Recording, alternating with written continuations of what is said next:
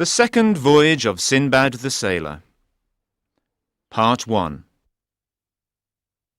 There was once a sailor from Baghdad, called Sindbad. He made 7 long voyages in his life. They were all full of adventures. He met many strange people and saw many strange things. When he was old, he liked telling people about his adventures, and they liked listening. This is the story of his second voyage. When I returned home from my first voyage, I lived a comfortable life in the city for some years. Then I began to get bored. I dreamt of sailing the seas again. I wanted new adventures. One morning, I packed my chest and travelled to the port of Basra. There was a good, strong ship in the harbour, and it was ready to sail. I got on it. We travelled from port to port and from island to island. The other passengers on the ship were merchants, and, when we stopped, they bought and sold things. Soon, I began to do the same. Weeks and months passed pleasantly, but without adventure. Then, one day, the wind took our ship to a strange and beautiful island. There were trees with delicious fruit, flowers of many colours, and streams of sweet water. The air was full of the songs of birds, but there weren't any people. The other passengers started to explore the island. I was tired, so I sat under a tree.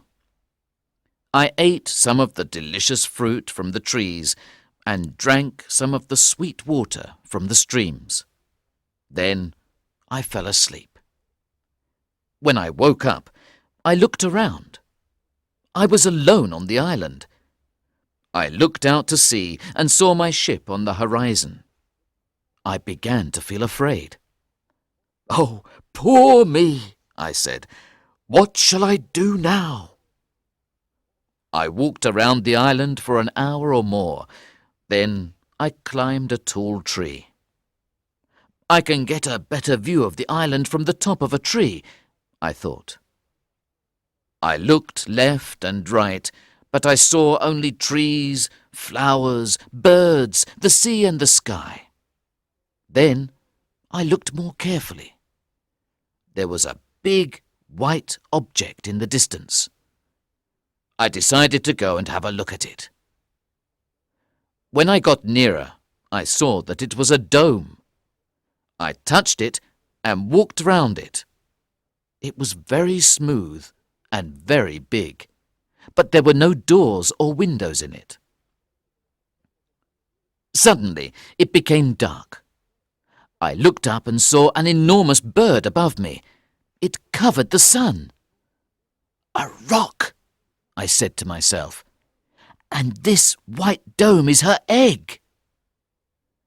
I remembered a traveller's story about these birds. It said that rocks caught elephants for their babies to eat. Just at that moment, the bird landed on top of her egg, and soon she was asleep. I quickly took off my turban and tied one end of it to the rock's foot and the other around my waist.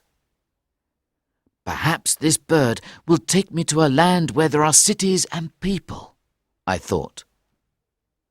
I waited all night. In the morning, the rock woke up and flew away, and she took me with her. She didn't take me very far. We landed on the side of a mountain. I quickly untied my turban and hid behind a rock. The rock picked up a huge snake in its talons and flew away. I looked around me. I saw a lot more snakes. They were sleeping among the rocks. "This is a terrible place," I thought. There was fruit to eat and water to drink on the island, but there are only snakes here. Part 2. I walked down into the valley. There weren't any trees or flowers, only sand and rocks. The small stones under my feet sparkled in the sunshine. I looked at them more carefully. They weren't stones. They were diamonds. Then I knew where I was. "This is the Valley of Diamonds," I said to myself. "Nobody escapes from here." I began to feel very afraid. I looked around. The snakes were still asleep among the rocks. Their bodies were as thick as tree trunks. "They'll wake up when it is dark," I thought, "and come out to look for food. I must find a safe place to sleep tonight. Perhaps there are some caves here." It was beginning to get dark, and I could hear the snakes. They were waking up. I walked faster. Soon I found a cave. It was big and dark inside, but the floor was dry. "This is a good place to sleep," I thought. "I'll put a big rock in the mouth of the cave to keep the snakes out. I'll be safe here until the morning." I went in and looked around. At the back of the cave I could see 2 small red lights. 2 eyes. There was a huge snake there. She was sitting on her eggs. She was looking at me. I ran out of the cave. It was completely dark in the valley now, and the snakes in the rocks were coming out. They made a terrible noise. I was very afraid. I decided to stay in the cave. "1 snake is better than 100, I thought, "and she is more interested in her eggs than she is in me."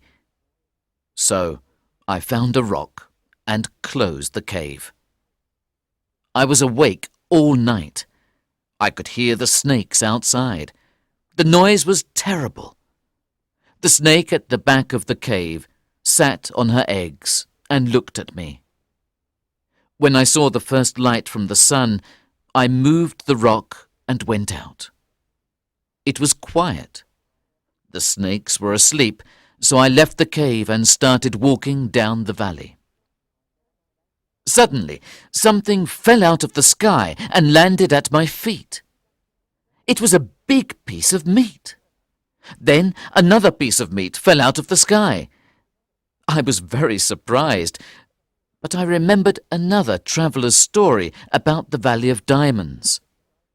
The story said that diamond merchants never came into the valley because it was a very dangerous place, but they had a very clever way of getting the diamonds out. They stood on the tops of the mountains and threw big pieces of meat down into the valley. The meat was soft, so the precious stones stuck to it. At midday, rocks and eagles flew down into the valley. They picked up the pieces of meat and carried them up to the tops of the mountains. When the birds landed, the merchants shouted loudly and made a lot of noise. The birds were afraid and flew away. Then the merchants took the diamonds out of the meat and put them into chests. This was the only way of getting the diamonds out of the valley. Later, the merchants sold the precious stones in the cities for a lot of money. The story gave me an idea. I filled my pockets with the biggest diamonds I could find. Then I tied myself to a piece of meat with my turban. Soon an eagle came down. It picked up the piece of meat and me and flew up to the top of a mountain with it. As soon as we landed, there was a lot of noise and shouting. The bird was afraid and flew away. I untied myself quickly and started to run.